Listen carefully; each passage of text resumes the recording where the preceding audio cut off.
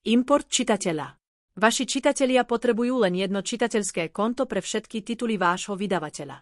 V prípade viacnásobnej alebo opakovanej registrácie dostane čitateľ e-mail s odkazom, ktorý ho automaticky prihlási do jeho konta.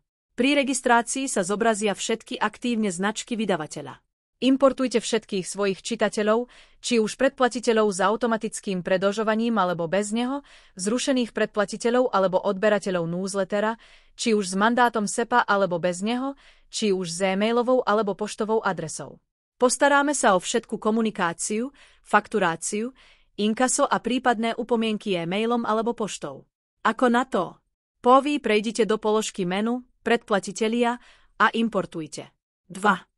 Otvorte súbor s nápovedou k importu v časti, tu nájdete nápovedu k importu. Try. Stiahnite si príklad zoznamu CSV, príkladový súbor CSV. 4. Exportujte svojich odberateľov z aktuálnej databázy pomocou vysvetlenia stepca. 5. Odoslať vytvorený zoznam s vašimi kontaktmi v našom formátovaní. Ak je súbor nesprávne naformátovaný, pri ukladaní sa zobrazí červená chybová správa. Opravte svoj súbor pomocou zobrazenej správy a skúste nový import. Postaráme sa o dovoz do Stripe maximálne do 30 dní.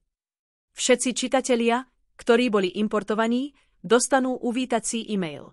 Odberatelia tlače budú informovaní poštou, ak nemajú zadanú e-mailovú adresu. Ak to chcete urobiť, aktivujte príslušnú záložku, odber poštových listov v časti nastavenia e-tlačív, PDF a značky.